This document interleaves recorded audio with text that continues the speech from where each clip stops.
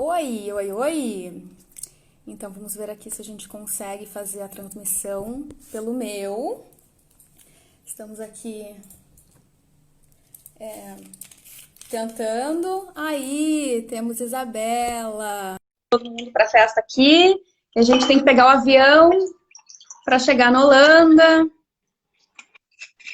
Vamos ver. Ah, viu só? É Tudo uma bem? cidade que acontece. Agora vai fazer de conta que eu que estou te entrevistando, Isabela. Fica à vontade. O que a gente tem que aprender nessa vida é lidar com o improviso, com o imprevisto. Então, fica à vontade. Adaptação, capacidade de adaptação é. Eu gravei um vídeo hoje e aí eu tenho uma mesinha de café, que eu usei uma caixa de papelão desse tamanho, uns 4 livros, uma vela de tripé, e foi indo assim. E aí eu olhei, Sim, olha, a gente vai aprendendo com o que tem. Então, é com a isso. palavra, Isabela Camargo. Carol, perdão. Bom, primeiro eu quero pedir que todos que estão entrando respirem assim profundamente para a gente chegar na live, sabe, Carol? Como a gente diz no interior, vamos chegar? É, Vamos. Hoje é o segundo dia da Reacenda, uma semana em que eu propus para a gente desmistificar a síndrome de burnout, que é um nome novo para um problema antigo.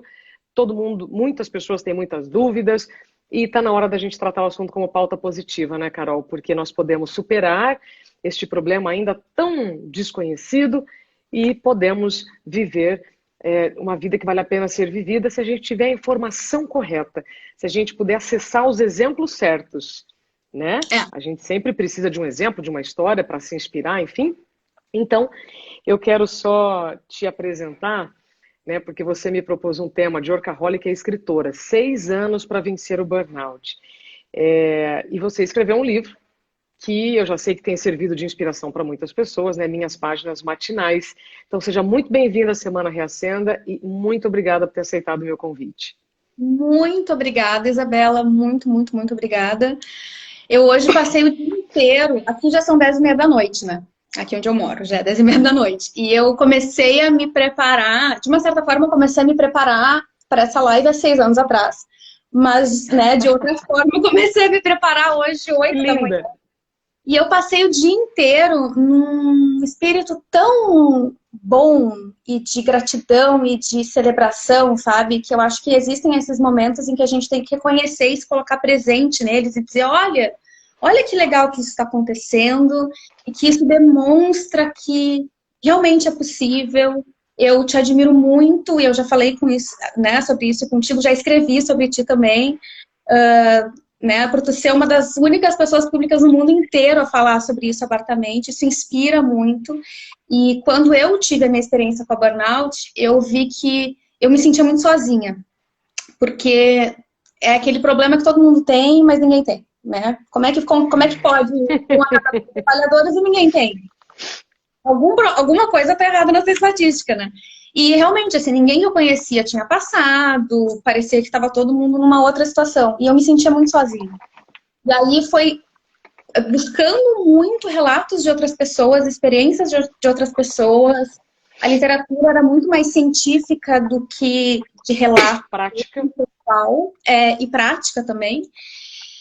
E eu comecei a entender que esse meu processo, ele acabou gerando não só a oportunidade que eu pudesse contar minha história, mas também eu sinto uma responsabilidade, sabe? Já que eu tenho o privilégio de poder falar isso, porque eu falando sobre a burnout, no meu LinkedIn eu tenho na minha trajetória do LinkedIn, eu tenho lá 40 e poucos meses em reabilitação do burnout, que é uma coisa que é impensável para muita gente colocar no LinkedIn.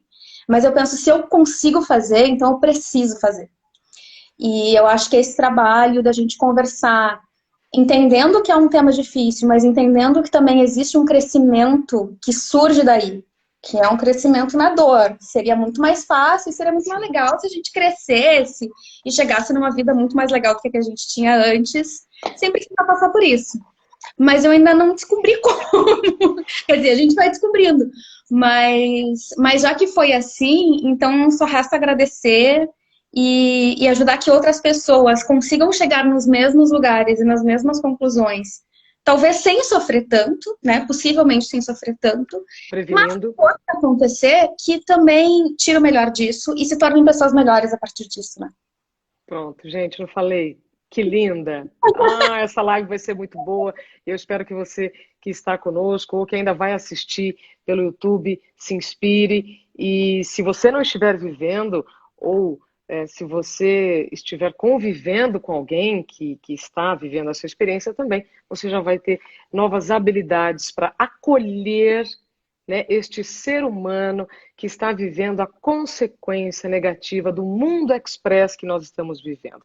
Um mundo em que nos pede, nos mostra que quanto mais disponível, quanto mais competente, quanto mais você vestir a camisa, melhor vai ser.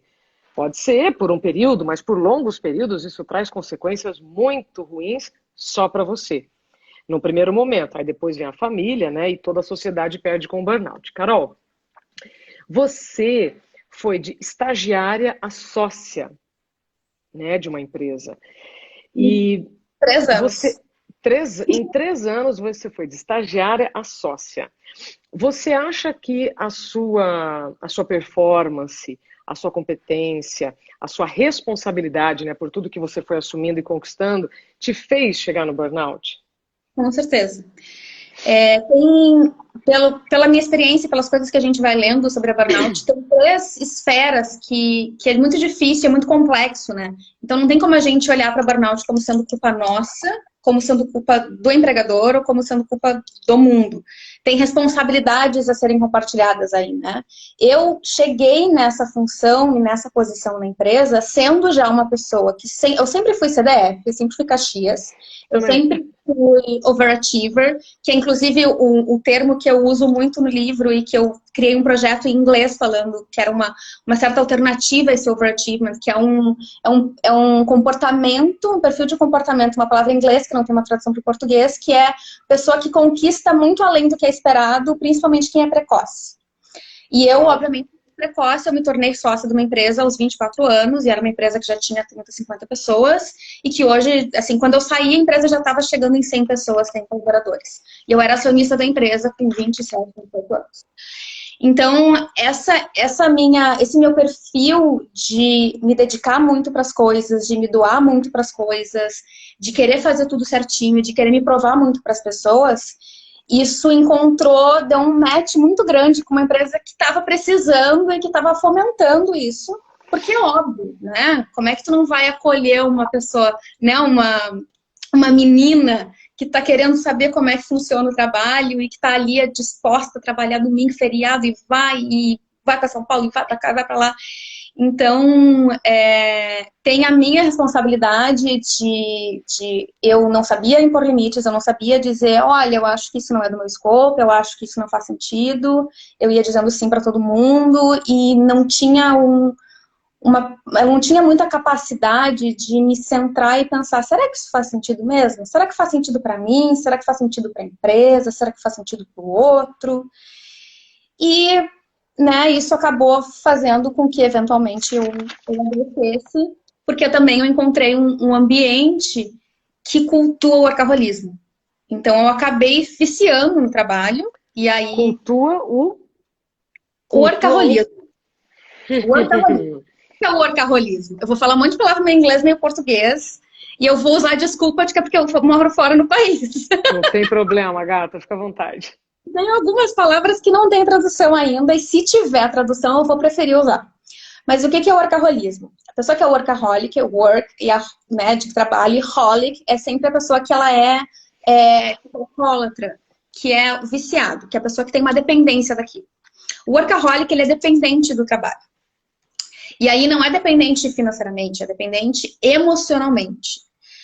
E o workaholic e o overachiever são pessoas que têm perfis muito parecidos e normalmente são a mesma pessoa, que é essa pessoa que, por algum motivo, de alguma carência emocional, alguma carência afetiva, enfim, entende que lá no trabalho vai estar a resposta para as suas questões internas. Entende que se eu vender mais do que o fulano, que se eu for a melhor, se eu tirar 10 em tudo, as pessoas vão me amar.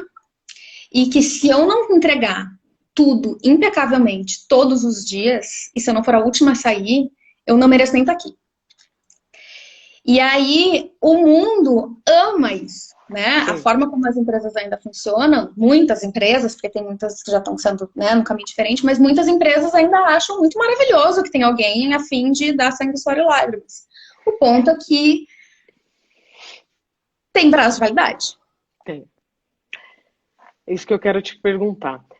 Eu acho muito injusto quando eu vejo matérias dizendo que o perfil da pessoa com burnout é uma pessoa perfeccionista, disponível, características super positivas e requeridas na hora de uma contratação. Como você falou, né? É bonito você dizer que você está sem tempo, que você foi o último a sair, que você trabalhou tantas horas, que você respondeu e-mail de madrugada. Gente, nós não estamos falando grego, nós estamos falando a linguagem de todo mundo, né? São exceções, né? Desse modus operandi que nós estamos. Ou ninguém ouviu a frase tem que vestir a camisa, ou ninguém ouviu a frase que a meta foi conquistada e agora ela vai ser superada. Gente, né, isso não só na minha área como jornalista, mas como mediadora de eventos, eu já estive, Carol, em milhares de empresas, né, de venda de carros a venda de remédios, assim, batemos uma meta e agora no que vem a meta é 20% maior.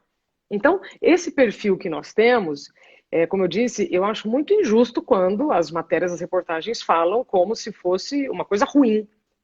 Bom, trazendo isso, eu quero entender contigo se a sua idade, né, na época você era bem jovem, foi de estagiária sócia em 3 anos. Se com o passar do tempo você foi sentindo os efeitos desse excesso, porque quando você está começando, está no tesão, está na paixão, você vai, você dorme pouco, tá. Mas aí com o tempo, né? Você acha que isso influenciou? Com certeza, e na verdade foi rápido até, né? Tem gente tem gente que faz o que eu fiz em 3 anos, e gente que passa 30 anos fazendo isso, passa 20 anos fazendo isso. E era muito também da minha própria resiliência ao estresse, a minha própria resiliência a essas coisas, e também muito da sabedoria do meu corpo, que eu agradeço muito a ele, porque eu podia ter ficado 20 anos nessa vida, e eu não fui, eu fiquei poucos anos, né? Eu estava sentada na sacada aqui, meditando antes de começar a live, eu estava pensando, olha a vida que eu tenho hoje, sabe? E eu acho que tem muito isso da gente ficar perseguindo algo que não está aqui. E a gente não está aqui. E quanto mais a gente se conscientiza de que a gente está aqui mesmo, e o que está é aqui, é o que a gente tem, e se a gente não curtir o que a gente está aqui, se a gente não celebrar a meta que foi batida agora, tu vai triplicar, quadruplicar, e nunca vai estar bom. E eu sou muito grata de ter conseguido entender isso nova. Porque eu vejo que tem gente que vai entender isso, né? Eu tenho várias coisas que eu não estou entendendo ainda e que a gente está aqui para crescer. Mas isso é uma coisa que, assim, graças à terapia e rede de apoio e tudo mais, que eu pude me permitir entender que o que importa é aqui, não é lá. Não é o imaginário do não sei o quê, do número. E conseguir também dividir o que é inventado. Porque é inventado. É uma imaginação, É inventado. Ah, é porque o cliente vai ficar bravo porque a gente não vai... Isso é inventado. Segunda-feira, terça-feira, quarta-feira, isso é tudo inventado.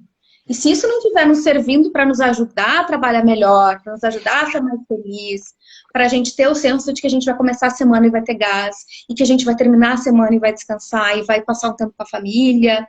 Se a gente não usar tudo que a gente está inventando para viver em sociedade, em civilização, se a gente não aproveitar isso para ser mais feliz, então não adianta.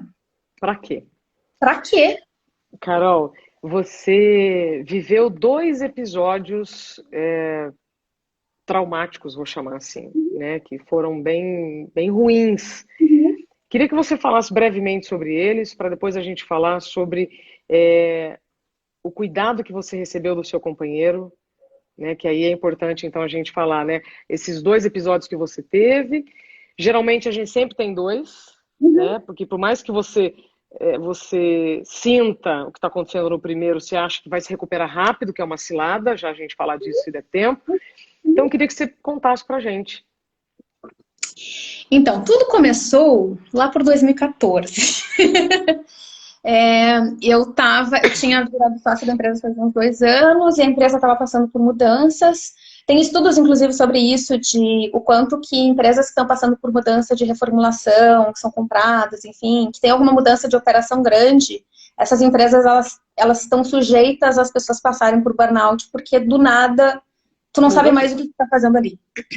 E se tu não tem uma liderança muito qualificada, fica difícil. E a gente tem um cenário de gestores, de pessoas que não entendem de pessoas. Mas daí, outros 500, né? Outra live. 2014.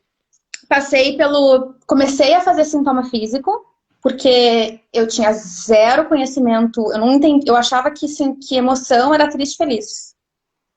Acabou. É isso que tem, né? Tipo, ou eu tô triste ou eu tô feliz. Então, eu tinha que usar o meu corpo e ficava me dizendo, olha, não tá bom, não tá bom. E até eu entender que a minha dor de garganta era uma questão psicossomática, que a minha infecção intestinal, que a minha dor no peito era ansiedade, que a minha insônia era uma hipervigilância, porque eu não conseguia desligar e não conseguia sentir que o meu trabalho chegava em lugar nenhum. Foi 1 ano e pouco, ainda no Brasil. E aí foi quando eu tive o primeiro episódio. Eu não tive um diagnóstico formal e eu não sabia muito direito o que era burnout, lá em 2015, entre 2014 e 2015. Então eu achei que eu estava tendo uma crise existencial, que também é. Porque o burnout, ele é uma coisa multifacetada, que acontece em várias instâncias da vida, que também acaba dando uma crise existencial. E aí, o que uma pessoa... Eu ganhava bem, eu era executiva, tive vários privilégios na vida. O que uma pessoa que ganha bem faz quando tem uma crise existencial no trabalho? Faz um sabático. E eu fui fazer um sabático. E aí eu fui pro Chile e conheci meu namorado lá. A gente se conheceu na Patagônia, no meio do nada. E eu decidi...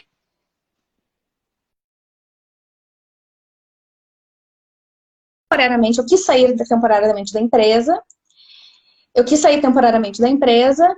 Para ver se eu ia conseguir me adequar de novo depois, se eu ia mudar de função, ia mudar de área, e no fim a gente decidiu que não ia fazer mais sentido, só que esse processo foi muito doloroso para mim, porque não levou em consideração o processo pelo qual eu estava passando e não respeitou várias coisas minhas e afetou muito a forma como eu me vejo e me via e o meu valor. E aí eu vim para a Holanda e precisei pagar boleto. E aí eu achei um emprego numa agência que fazia algo muito parecido que eu tinha no Brasil. E em questão de 4 meses, eu tive outro burnout. E foi muito ligeiro. Só que daí coincidiu com o quê? Eu trouxe uma experiência traumática da saída que eu tive no Brasil. Eu estava mudando de país, então teve também um transtorno adaptativo de mudar de cultura, mudar de idioma, tudo mudou. A gente parece que a gente é um bebê de novo, que a gente não sabe andar, não sabe fazer nada. Perfeito. E muitas revivências traumáticas, porque o emprego era muito parecido. E aí foi pior. E aí eu tive ataque de pânico, eu fiquei na cama por muitos meses. E aí foi um processo que o primeiro eu fiquei assim mais letárgica durante 1 mês ou 2. E depois 1 ano que eu não conseguia pensar em trabalho, mas eu conseguia fazer as outras coisas. E o meu segundo episódio eu não conseguia fazer absolutamente nada por uns 6 meses. Ou seja, no primeiro episódio, você reconhecendo que tinha algo errado, você não olhou para os seus limites. O que fez você depois voltar para um modus operandi muito parecido com aquele, e aí foi mais demorado. Quando você me colocar aqui, né, o tema de Workaholic, a escritora, 6 anos para vencer o burnout, você acredita que 6 anos depois, ou seja, agora, você está de fato melhor? Você foi percebendo melhoras graduais? Sim. Me conta. Então, eu já tinha um histórico de ansiedade, eu tive compulsão alimentar quando eu era adolescente, até poucos anos atrás. Então, assim, eu já tinha um histórico de questões de saúde mental. O burnout ele não chegou do nada, ele chegou já em alguém que já tinha uma sensibilidade avançada para isso. E o que fez com que quando eu comecei a fazer sintoma aqui, eu comecei a fazer pânico, cada pessoa vai ter sintomas diferentes, os meus foram muito mais para questão de saúde mental. Então eu fui procurar um psiquiatra. Há um ano, quase que exatamente um ano, ele mudou, eu fiquei um tempo sem medicação, aquela coisa, a gente começa a tomar medicação, a medicação funciona, daí a gente para sozinho porque acha que vence. E aí, Coisa bate com rápida. a cara na parede, dá com a cara na parede. Não, medicação não é automedicação, autoparar medicação, não faça. E aí eu consegui um psiquiatra aqui na Holanda e ele me prescreveu uma medicação que faz um ano que eu tô tomando. E essa medicação é a base para que eu consiga funcionar. Perfeito. E aí eu consigo funcionar, eu consigo me acordar, escrever, meditar, ter a minha rotina, me cuidar, consigo começar. Faz um ano que eu me considero estável porque eu não tenho nenhum quadro de... Eu não tive depressão, porque eu ainda tinha depressões que iam e vinham. Eu não tenho mais esses quadros. Se eu fico numa questão de... Assim, nessas últimas semanas eu tô trabalhando muito. Eu vou tirar 1 ou 2 dias de descanso. E tá bom. Eu descanso e fico descansada. Que isso não acontecia até um ano atrás, isso não acontecia. Eu descansava e não... E assim, e a sensação que eu tinha era assim, como é que eu não consigo não estar cansada? Ô, Carol, você disse Olha, que neste último ano você conseguiu acessar um médico que te deu uma medicação que agora você sente diferença. Você tentou outros tratamentos antes com remédio ou foi só agora que você tomou remédio?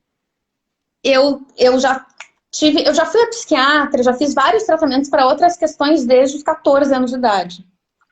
Então, eu digo que no carnaval do ano que vem eu vou vestida de DSM, que é o livro dos diagnósticos da psiquiatria, porque eu tô ali na verdade, assim, os diagnósticos eles são muito mais integrados do que caixinhas, né? Total, Então, total. obviamente que eu tinha algumas questões que realmente eu precisava.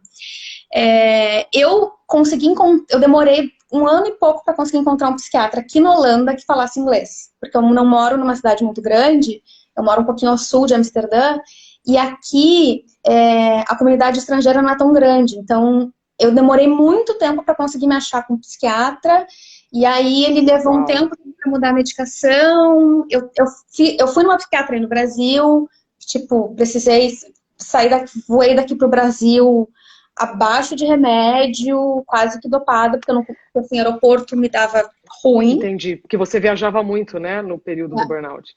Tá. Viajava, viajava. E aí agora, aí assim, faz um ano mais ou menos que eu consegui este tratamento, mas ele não é um Perfeito. tratamento para burnout, né? Tratamento para burnout, nunca vi. É multi tratamento. É. Então é muito da E- gente buscando é. e aconselhando.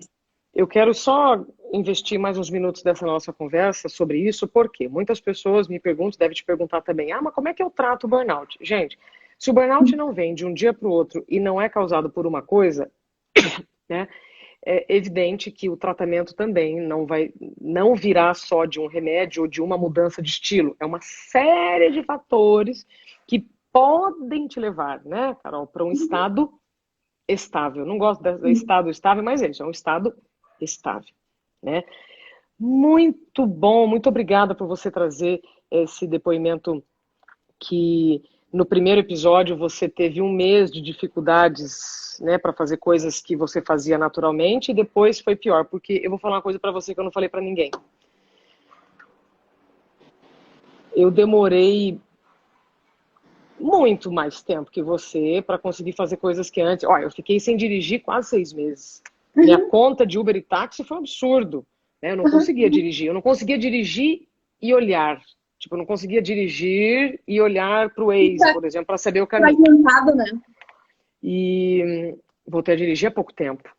São, Uhum. são, são essas coisas que ninguém sabe, né? Que dificultam o seu retorno, mas aí a gente cai naquela cilada de deu uma melhoradinha. Ah, agora eu vou voltar, né? Vou Mas que bom, arrebentar. então, que você já encontrou a estabilidade. E eu vou usar um termo que eu não consegui ainda achar substituto, a ferida que esse processo traumático causa, também tem variações. É a mesma coisa que, imagina, nós duas estamos andando de bicicleta, nós duas caímos, ralamos o joelho, cada uma vai ter um tempo de recuperação. É isso que eu quero colocar aqui, tá? Aí, minha lindeza, você então teve o seu burnout lá em 2014, depois teve um outro episódio, ou seja, você, na minha opinião, né, como aconteceu comigo, caiu na cilada de preciso voltar a executar aquilo que eu amo, afinal a gente só tem o burnout por amar, né, o que faz a maior parte das pessoas. Recentemente eu mudei um pouco essa frase, porque tem muita gente que acumula trabalho ou por absorver o que alguém saiu, ou por dupla jornada, né? Os profissionais de saúde, inclusive pelos baixos salários, têm muita dupla jornada. Mas a gente ama o que faz, é isso, então você nunca vai ver o lado ruim do lado bom, que é você amar o que você faz, né? Bom, mas tudo em excesso faz mal, né? E aí eu queria então agora, com toda essa história que eu contei, quero repetir que eu estou conversando, a Carol, repete para mim seu sobrenome, Carol. Tu arrasou, Carol Miltersteiner. Falou bem certinho. Arrasou. Arrasou. Miltersteiner. É o embromation do jornalismo, né? Que às vezes batiza as pessoas com o sobrenome que não sabe. Mas acertei. Miltersteiner. Que está em Amsterdã, compartilhando conosco a sua história de workaholic, a escritora, né? E hoje estável em relação ao burnout. Carol, você... eu queria que você voltasse ainda um pouquinho como o seu companheiro soube te acolher naquele momento em que você não via acolhimento nem nos médicos, porque a gente sabe que, assim como você, eu também não tive no início um diagnóstico. Temos histórias melhores. A Eloá, inclusive, que vai participar, né, do Reacenda, ela teve um diagnóstico. Eu fiquei super feliz quando ela disse. Mas deixa eu passar a palavra para você. Você não tinha tido o diagnóstico, mas foi acolhida pelo seu namorado na época. O que ele fez que foi muito importante para a sua recuperação? Ele não julgou. Eu posso ficar 40 minutos falando sobre tudo que ele fez, mas é só isso. É só isso. Porque muito do nosso sofrimento nesse processo é do nosso julgamento de que a gente deveria estar fazendo mais rápido, de que a gente deveria estar saindo da cama, de que a gente deveria, todos os deverias, né? Ele... Possível que eu me emocione aqui, mas assim, ele saía para trabalhar às 7 horas da manhã, trabalhava até 7 da noite, 8 da noite, chegava em casa, eu tava na cama ainda, ele ia no supermercado, fazia a compra, chegava em casa, fazia a janta. Eu colhia os pratos, botava na lava-louça. Estudava, porque ele estava terminando o pós-master. Estudava até às 11 da noite.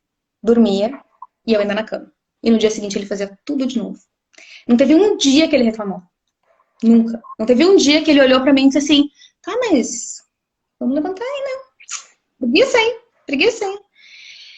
Ele entendeu, e eu acho que isso é um dos grandes aprendizados que eu falo, que eu tive, é que eu consegui enxergar nele o que significa realmente o amor incondicional.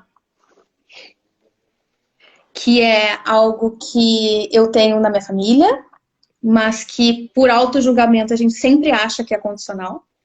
E em vários momentos da minha vida e nessa minha trajetória dessas experiências traumáticas, em vários momentos eu chegava para eles e eu dizia, mas eu não sou nada sem esse dinheiro desse lugar que eu tava e que eu trabalhava. Eu não sou nada sem isso. E aí eles me diziam, tu é tu.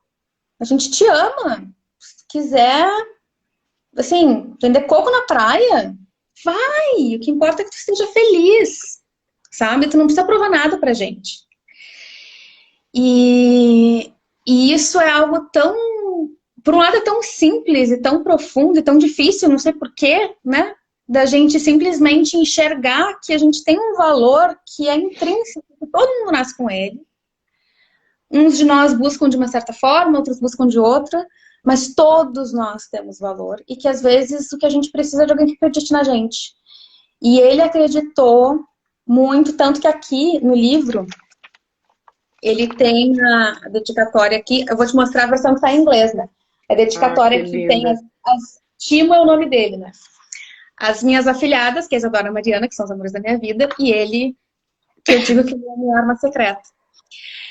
Porque ele não é muito de aparecer, ele não tem Instagram, ele nem sabe o que é que eu tô fazendo aqui, ele não entende isso que eu tô fazendo. Eu só digo que eu vou fazer uma live e ele assim, não sei, mas vai lá. E o que ele mais me diz assim, se te faz feliz, vai, confio, sabe? E é Respira. isso. Lindo. E é isso. Você vê como eu me emociono. Porque o meu ainda é muito recente. Uhum. E o tempo é muito importante para a gente ter todas essas respostas, Uhum. né?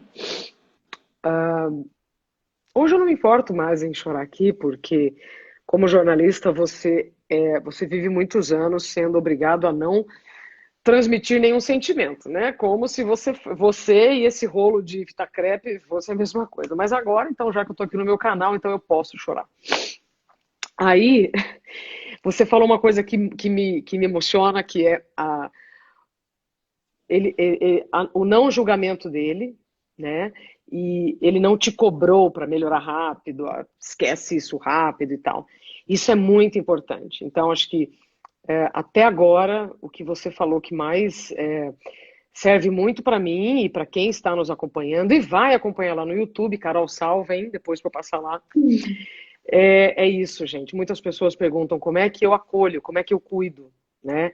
Não cobre melhoras rápidas e não julgue, porque o que a gente não vê é muito maior do que a gente vê, né, Carol?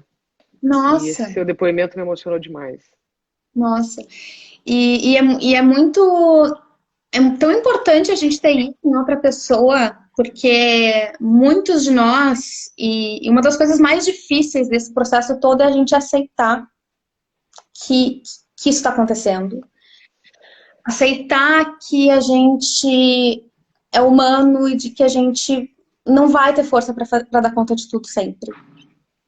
E aceitar quem a gente é. E aí, quando a gente tem a sorte, e todo mundo tem, todo mundo tem, todo mundo tem. Às vezes é uma questão da gente achar que a outra pessoa não é, mas é. Ou de estar com a pessoa errada, de, enfim, né? Aí, mas assim, em algum lugar da tua vida tem alguém na tua família que não vai te julgar.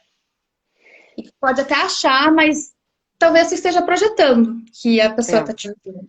E todas as vezes que eu senti que talvez eu estivesse sendo julgada, eu estava total projetando, sabe?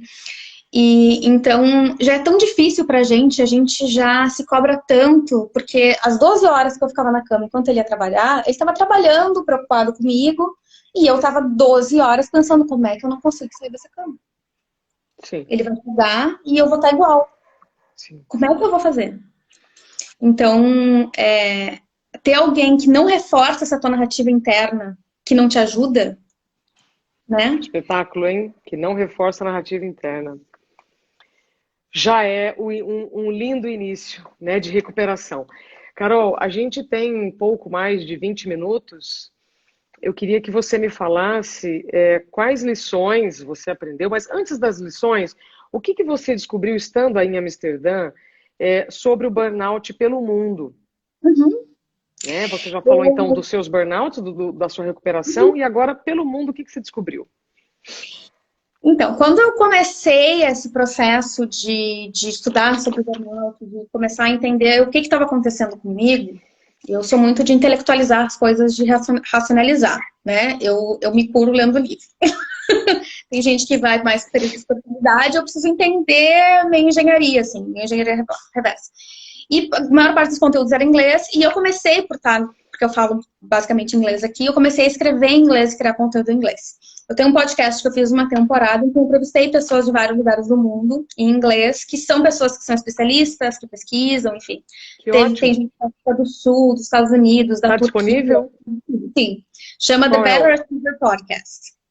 Tá no meu... Eu vou te mandar por DM, mas é The Better Achiever Podcast. E aí, mas se botar, acho que o meu nome lá, conseguir digitar o meu nome, aparece no Spotify, em todas as coisas. E eu sempre procuro trazer um pouco do aspecto cultural, porque, de novo, o burnout ele é individual, sistêmico, né, organizacional e cultural. E as coisas que causam burnout no Brasil são um pouquinho diferentes das que causam burnout. Na Holanda, nos Estados Unidos, e os números também são um pouco diferentes. Eu comentei contigo que aqui a incidência de burnout é mais ou menos a metade do que no Brasil. E eu cheguei aqui e todo mundo fala em burnout. Não é uma novidade, eu não preciso explicar para as pessoas o que que é. O meu namorado, a mãe dele já tinha tido, então eu estava num círculo de pessoas que já conhecia. Não quer dizer que seja um tema que, uau, estamos super abertos para falar sobre. Eu tive uma amiga que ela podia receber um seguro-saúde e ela não recebeu por 6 meses. Ela não recebeu porque se ela aplicasse, apareceria num banco de dados do não sei o quê, que ela tinha tido um burnout. E ela tinha medo de que futuros empregadores vissem isso, na Holanda. Isso é muito ruim.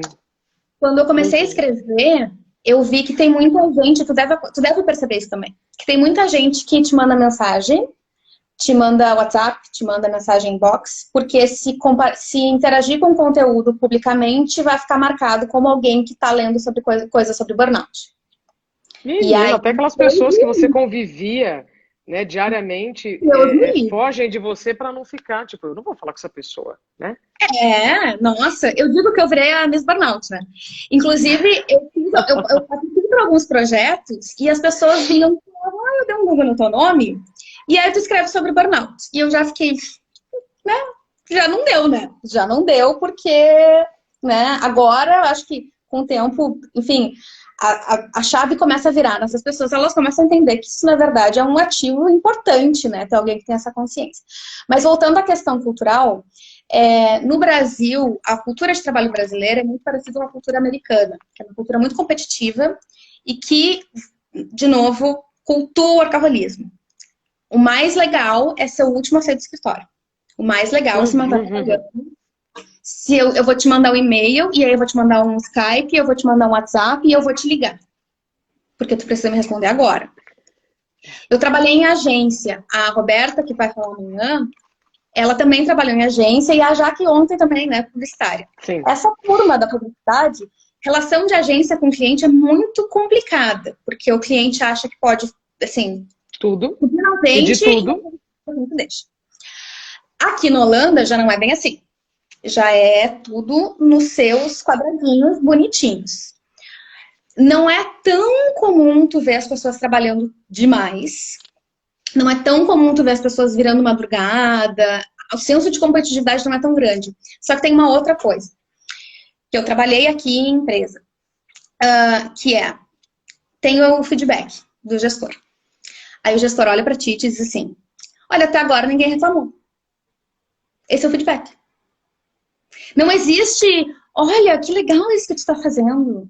Sabe assim, ninguém reclamou de ti, se a gente for traduzir para o português brasileiro, tu é uma das melhores. Só que eles não dizem isso. Então, eles passam aqui numa situação de que eles estão sempre devendo. E que eles não recebem reconhecimento pelo que fazem, sabe? E eles não se permitem falar e dizer, cara, que legal isso. Em Amsterdã ou no Brasil? Na Holanda. Aqui na Holanda. Aqui as pessoas... sabe aquela faixa daquela mãe que fez pro filho, não fez mais que obrigação? Que formou em medicina, não fez mais que obrigação? Aqui é o país do não fez mais que obrigação. E é tão importante pra gente receber essa validação de que o que a gente faz importa, de que a gente faz diferença, babá, que isso obviamente custa muito aqui. E obviamente tem várias outras questões, mas eu vejo que essa é uma das diferenças principais, sabe? E tem uma outra coisa que no Brasil a gente não sabe dizer não. Pra nada. Não sabe. A gente é obediente. Né? Eu tenho, no meu perfil, eu fiz uns vídeos esses dias falando sobre isso. A gente é obediente, a gente aprendeu a ser obediente e a gente precisa aprender a usar isso a nosso favor. Mas... E aqui na Holanda eles já são questionadores, eles já são assim, eu vou fazer se fizer sentido, não vou dizer sim para tudo, entendeu? Isso. Só que isso faz com que o gestor sempre te peça. Então você tem que passar o dia inteiro dizendo não. No Brasil, o gestor, às vezes, ele até pensa assim, eu acho que ela tá sobrecarregada. Será que tu tá bem? Aqui não tem. Se tu precisa de ajuda, tu pede. Se tu não pode fazer, tu fala que não pode. Fora isso, te vira. Tu não é meu problema. E aí fica meio complicado, né? Mas ó, efetivamente, obviamente, que é um problema que não escolhe gênero, né? Tem algumas incidências maiores, ele está associado a lugares que têm maior desigualdade. Eu tinha muito esse mito de que o burnout era coisa de rico, porque eu via muito executivo e pessoas assim. E aí, quando a gente começa a entrar nesses grupos, a Eloá, que vai falar sexta-feira, ela é admin de um grupo de apoio no Facebook, e tu vê que tem gente de tudo quanto é profissão, que é servidor público, professor, policial, arquiteto, bancário, sim, enfermeiro, né, de tudo. E que quanto mais incerto, né, a situação financeira da pessoa, maior a probabilidade dela acabar se estafando porque ela precisa daquilo. Então, esse tipo de trabalho que tu faz, por exemplo, é importante demais para que essas pessoas entendam o que está acontecendo. Quanto mais incerta a questão financeira, foi isso que você falou, a questão financeira? Tem os dois extremos, né, Carol? Porque tem a questão da incerteza financeira e daquele que, né, líderes que aí querem um helicóptero maior, uma coisa maior, né? Que é o excesso de trabalho para manter aquilo que foi conquistado pelo trabalho, que aí vira uma bola de neve tremenda. Carol, você então trouxe a questão do burnout no mundo, a questão cultural, como ela interfere, né, no desenvolvimento do burnout, quanto mais a sociedade competitiva. Não, e outro dia que eu ouvi assim, não, porque quem tem burnout é uma pessoa muito competitiva. Carol, eu não jogo nem War com a minha família. Você entendeu? No Imagem e Ação é que eu sou boa sendo competitiva. Eu não sou competitiva mesmo. Então, lembra que eu te falei, eu acho muito injusto quando, né, colocam caixas para o perfil de quem desenvolve burnout. Então, muito cuidado com isso, tá, gente? Quando vocês conviverem ou viverem aí a situação. Mas não podemos negar que estamos, como você falou, numa sociedade muito desigual, e aí vem o assédio moral. Porque se você não quiser fazer, se você falar não tem quem faça, e aí pronto. Gente, é muita coisa para a gente falar, muita coisa para a gente discutir, mas nesses últimos 12 minutos, eu quero agora que a Carol fale sobre a pauta positiva, o seu livro e todas as lições que você descobriu do burnout. Hoje, pelo que eu estou vendo, você tem uma vida muito melhor do que no passado, quando você não tinha tempo nem de tomar banho. Então, hoje eu consegui fazer uma máscara no cabelo, não ficou, eu tentei fazer cachinhos, eu fiz um FaceTime com a minha cunhada, umas 2 horas atrás, ela me ensinou a fazer cachinhos. E aí, mas, Mari, depois quando tu for assistir, eu acho que não ficou muitos cachinhos da Dinda, tá? Mas eu tentei. Tá linda, tá linda. É lógico que toda escolha, ela gera uma renúncia. E aí tem coisas que eu precisei abrir mão, né? A situação financeira que eu tinha, eu não tenho. Mas eu também não acho que eu não tenha... Né? O fato de eu não ter a situação financeira que eu tinha antes é uma questão temporária. Porque eu acredito muito no que eu estou fazendo. Eu acredito muito que é uma questão e que tem espaço para isso. E que tem espaço para a gente ser próspero, e que tem espaço para a gente fazer coisas que façam sentido no mundo, que não é só quem faz coisas totalmente despropositais e que trabalha de forma abusiva, não são só essas pessoas que vão receber a abundância desse mundo. Essas outras pessoas que estão fazendo coisas boas e que estão ajudando as pessoas também têm direito e merecem receber por isso. Dito isso, eu tenho hoje a maior riqueza, que é o tempo. Eu sou dona do meu tempo. E isso, Isabela, não tem preço. Opa, se eu sei. Não tem preço. E isso faz com que a gente consiga entender como é que a gente funciona melhor, que horas que trabalha melhor. E aí a gente começa a subverter algumas lógicas que a gente aprende de como é que funciona o trabalho. De que quanto mais a gente trabalhar, mais a gente vai render. Que tem que trabalhar de tal hora a tal hora, que tem que estar disponível assim. E hoje eu enxergo o meu trabalho, ele é muito mais em blocos de tempo focado. Em algum momento eu vou sair com a família, eu vou num parque tomar chimarrão, porque eu tomo chimarrão na Holanda. Adoro. Porque eu sou de Porto Alegre, então eu tomo chimarrão. E aí depois eu vou ter um momento em que eu vou focar super no meu trabalho e vou fazer, pela característica do meu trabalho, que é um trabalho criativo, então que eu consigo fazer isso e consigo ter uma certa autonomia. O livro, ele surge do meu processo de burnout. Eu descobri um exercício que chama As Páginas Matinais, por isso o nome do livro As Minhas Páginas Matinais, que é um exercício da Julia Cameron, que ela é uma artista multipotencial, ela escreveu o musical da Broadway, escreveu filme, casou, ela foi casada com Martin Scorsese, enfim. E ela tem um livro que chama O Caminho do Artista, e o primeiro e mais essencial exercício é esse das páginas matinais, que é o seguinte: todo dia de manhã, a primeira hora da manhã, tu senta e escreve 3 páginas.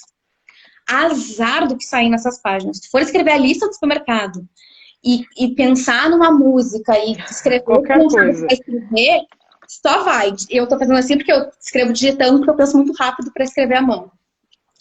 E aí, pode escrever à mão, pode digitar. E eu fui fazendo isso com o tempo e fui me lembrando, nesse meu processo depressivo, nesse meu processo do burnout, eu fui me lembrando que eu sempre quis ser escritora, mas que eu tinha medo. Que legal. Eu fui para a publicidade, eu fui para o marketing muito porque era o que o mundo estava recompensando. Eu fui muito atrás do que o mundo recompensava, sabe? E eu fui muito atrás do que parecia que era o roteiro de vida que a gente tinha que viver. E aí o burnout me fez ver que o roteiro da vida é a gente que escreve, que não tem que deixar o outro fazer o roteiro para nós, entendeu? Porque é a gente que vai deitar a cabeça no travesseiro e vai viver essa vida. E aí, à medida que eu comecei a me reencontrar com a escrita, em algum momento eu olhei para trás, um ano e pouco depois que eu tinha começado a escrever, eu já estava postando coisa nas redes sociais, estava postando mais em inglês. Eu escrevi o livro em inglês primeiro. E aí eu olhei para trás e eu já tinha mais de 350 páginas. Uau! Eu comecei a escrever quando eu não conseguia sair da cama, quase. Então, assim, se eu tentasse hoje começar do zero, escrever assim foi meu burnout, eu não seria tão fiel do que esse. Perfeito. E aí, assim, tem crônicas, tem uma crônica de 5 páginas, tem um textinho de 2 parágrafos, tem uma que é só um monte de dizer, assim, porque eu não só dormi naquele dia. E é algo espontâneo, que vai mostrando um pouco das coisas que eu fui aprendendo sobre sucesso, sobre produtividade, sobre trabalho, sobre mim, Que sobre a minha lindo. personalidade e tal. E é muito terapêutico para mim esse livro, porque eu queria fazer algo sofisticado, sabe? Assim, eu queria fazer algo com muita pesquisa, É, com bababá, bababá, bababá. E isso eu não sabia que eu estava escrevendo um livro, quando eu escrevi o livro. Eu claro. escrevi depois. Então, É. assim, tinha coisa que não fazia sentido. E eu olhava e pensava, quer saber? Eu vou achar o que faz sentido e eu vou honrar o que eu já fiz. Que também é uma outra coisa muito importante, que em algum momento a gente briga com o nosso passado. Validar a E, biografia. né? Sua própria Exato, biografia. exato. Então, esse livro ele foi muito terapêutico para mim, ele já está sendo muito terapêutico para muita gente. E ele está em português agora. Eu já traduzi essa aqui, a versão em inglês, impressa, bonitinha. E aí eu vou. Chique, gente. Isso aqui é um amanhecer. Aí eu ainda fiz até minha unha igual, porque eu sou dessas. E Ai, aí que tem o linda. amanhecer. Porque eu estava escrevendo bem no amanhecer e eu gosto muito dessas cores que vocês podem ver aqui. Eu amo um pôr do sol, eu amo É, eu também. presentes que a natureza nos dá de graça, só a gente ter olhos para ver. E eu queria mesmo que fosse um livro profundo, mas que ao mesmo tempo não pesasse tanto na cabeça de quem já está tão sobrecarregado com tanta coisa, sabe? Nossa. Separadas do nascimento, Carol. Meu pai. Você vê que até a própria campanha aqui, né, do Reacenda, eu fiquei pensando, né, o que eu poderia usar para representar. Aí eu vejo muito fósforo queimado, né, nas matérias também. Outra injustiça, que parece que, né, não, você não é um fósforo queimado. Não é, né? Você é uma vela que pode ter se apagado ou pode ter reduzido a chama e você reacende. Essa é a vibe, né, Carol? Para a gente encerrar, só para eu poder falar sobre amanhã, Uhum. qual é o maior aprendizado? Qual é o lado bom do lado ruim do burnout? Ele me ensinou a eu me permitir ser quem eu sou. e não ter vergonha disso. E a vergonha, ela me cortou as asinhas muito tempo. Opa! Né? Muitas vergonhas de muitas coisas. E aí eu aprendi que um dos melhores antídotos para a vergonha é a autocompaixão. É entender que tudo bem a gente sentir, que tudo bem a gente tá assustado, que tudo bem, e que até a ansiedade, até isso, tudo bem isso. É uma parte do teu corpo que está te preservando, né? E que fazer as pazes consigo mesmo e conseguir enxergar o caminho, né? Eu escrevi, tem uma parte do livro que eu digo, será que algum destino compensa um caminho doloroso? E porque eu sempre falei muito isso, assim, que para mim sempre foi sobre o caminho e não sobre o destino. Uhum. Entendo muito que o processo importa, que não adianta tu estar querendo fazer 1 milhão se até tu chegar no 1 milhão tu tá miserável.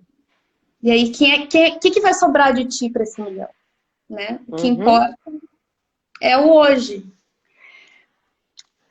E o hoje tem que valer a pena. E a gente tem que se permitir escrever a nossa história e transbordar isso no mundo, sabe? E eu acho que essa metáfora do reacender ela é muito poderosa, porque depois que tem uma frase da Hannah Gatsby, que ela é comediante, que ela diz: não existe nada mais poderoso do que uma mulher que se reergueu. Sim, sim. É o famoso cai e levanta. Todos podemos cair. Todos, E né? levanta melhor e mais forte. E é importante... Perdão, pode terminar? Não, a gente levanta melhor, mais forte e fazendo mais sentido, encontrando mais sentido na vida. Isso, e é importante a gente dizer, Carol, que não é porque você caiu uma vez e levantou uma vez que você não vai cair de novo. Isso faz parte, né, da vida e é importantíssimo você saber também que o tempo entre a queda e né, o recomeço também varia muito, gente. Então, sem se cobrar, sem se culpar, sem se comparar. Nossa Senhora, comparação é terrível. Sim. Carol, você falou um negócio tão lindo, né? Só ter olhos para ver. Você falou, foi aqui uma das entrevistas que mais mexeram comigo. Eu sabia que ia ser boa, não imaginei que seria tão espetacular. Ó, antes de eu encerrar com você, deixa eu só contar uma coisa, fazer um convite, né? Essa live está sendo transmitida pelo Instagram da Carol, depois eu também vou compartilhar lá no YouTube. E amanhã, então deixa eu só fazer aqui a agendinha de amanhã, vai ter uma live extra. Além da Roberta Caruzzi, né? Não, imagina, Roberta.